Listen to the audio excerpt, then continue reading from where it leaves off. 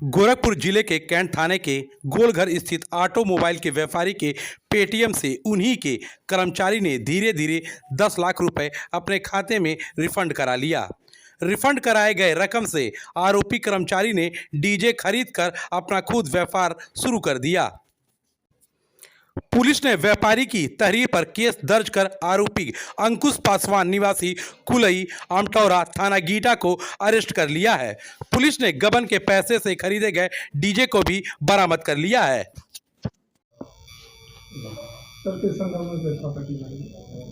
जनपद गोरखपुर में अपराध एवं अपराधियों पर अंकुश लगाने के अनुक्रम में आज थाना कैंट को एक सफलता मिली है।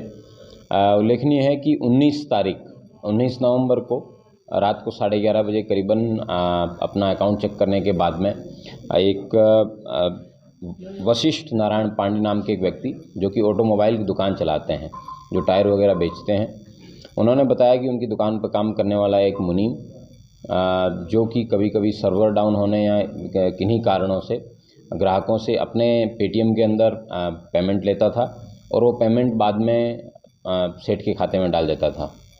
लेकिन चालाकी से वो पैसा सेठ के बिज़नेस पेटीएम अकाउंट से वो वापस अपने खाते में ट्रांसफ़र कर लेता था और उसका सेठ को पता नहीं चलता था।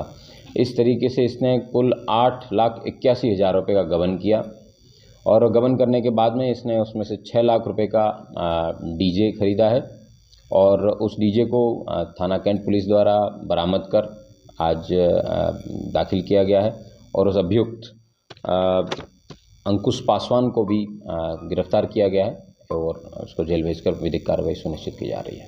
तो किस तरह पता चल रहा है यह व्यक्ति खुद तो नॉर्मल पेटीएम अकाउंट चलाता है, लेकिन इसके सेठ के पास बिज़नेस पेटीएम अकाउंट है। बिज़नेस पेटीएम अकाउंट में एक ऑप्शन रहता है कि आप जो पैसा रिसीव करते हैं वो पैसा आप जो भी व्यक्ति आपको पैसा ट्रांसफ़र किया उसको आप वापस भी भेज सकते हैं। तो इस तरीके से कई बार ये 25,000 रुपये ट्रांसफ़र करता था और करीबन उसमें से 13 या 15,000 रुपये वापस अपने खाते में ले लेता था और उसके बाद में अकाउंटेंट को भी ये बता के रखता था कि 24 घंटे के अंदर ये रिफ़ंड हुआ पैसा वापस रिफ़ंड हो जाएगा, बल्कि ऐसा नहीं होता था। तो इस तरीके की स्कीम पेटीएम की छोटी मोटी जानकारी होने के कारण इसने अपने सेठ जो कि फाइनेंशियल रूप से इतने लिटरेट नहीं है उनको पागल बनाया गया है। ये ऐसा कई बार अन्य जगहों पे भी देखा गया है कि पेटीएम का पेमेंट अगर किसी बिज़नेस अकाउंट से हो रहा है तो आप सावधान रहें, क्योंकि बिज़नेस अकाउंट में पैसा ट्रांसफ़र करने और उसको लेने से संबंधित सारी तमाम जानकारियों आपको होना आवश्यक है, ज़रूरी है। Thank you. ये अकेला व्यक्ति है जो इस तरह की घटना कारित करता था और ये स्वयं के लाभ अर्जन के लिए ही ये इस तरह की घटना कारित करता था और कुल 8,81,000 रुपये का गबन इसने किया। Thank you. अभी तक इस तरह की संज्ञान में नहीं आई। किस संदर्भ में प्रशासन की जा रही है? 14/15 नवंबर की रात्रि में लगभग 8 बजे के आसपास कंट्रोल रूम के माध्यम से एक सूचना मिली कि थाना क्षेत्र उरुआ के जगदीशपुर गांव में एक वृद्ध के घर में 3 बदमाश घुस करके उसके यहाँ से रुपए और ज्वेलरी लूट ले गए। इस सूचना पर पुलिस तत्काल मौके पर पहुंची। देर रात तक छानबीन होते होते उस बुजुर्ग के घर में ही जिस ज्वेलरी की वो लूट बता रहे थे वो दूसरे ट्रंक में मिल गई। पैसों के बारे में उनका जो था, जब जानकारी की गई तो पता चला उसमें से कुछ पैसे उन्होंने कुछ लोगों को, अपने ही करीबी लोगों को, एक नौकरानी और अपनी बहू को दिए हैं। नौकरानी के बेटे को 90,000 की मोटरसाइकिल खरीद के दिए हैं। लेकिन यह भी तस्दीक हुआ कि 3 लड़के आए थे और उनका मोबाइल ले गए हैं और कुछ रुपए उनके लूट कर ले गए हैं। बाद में उन्होंने तहरीर दिया, उसके आधार पर पुलिस ने मुकदमे का पंजीकरण किया और हमारी टीम, एसओजी सर्विलांस की टीम, थाने की टीम, क्षेत्राधिकारी गोला के नेतृत्व में लगातार लगी रही और इस टीम के परिश्रम का परिणाम है कि इस घटना का अनावरण हुआ। वस्तुतः जो वादी मुकदमा है वो एक बुज़ुर्ग पेंशनर हैं और उनके बेटे बहुओं से उनकी नहीं पट रही है, अकेले वो रहते हैं। जिस महिला शिवकुमारी को उन्होंने नौकरानी के रूप में रखा है उसे 10,000 रुपये महीने की सैलरी देते हैं।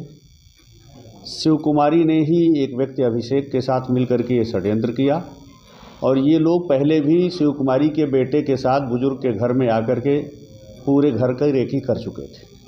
उस दिन शिव कुमारी मौके पर मौजूद थी। उसी समय अभी गिरफ्तार 4 पुरुष बदमाशों में से एक बाहर था जिसने सारी योजना बनाई थी। बैकअप सपोर्ट के लिए वो बाहर रहा, 3 अंदर गए और उन्होंने नौकरानी को किनारे कर लिया। बुजुर्ग से चाबी लेकर के उनकी अलमारी खुलवाई। उसमें से उन्होंने 1,30,000 रुपये उन्हें मिले, वो रुपये लिया और बुजुर्ग का नया मोबाइल जो शायद उसी दिन या एक दिन पहले उन्होंने ख़रीदा था, वो एंड्रॉयड फ़ोन उनका ले गए।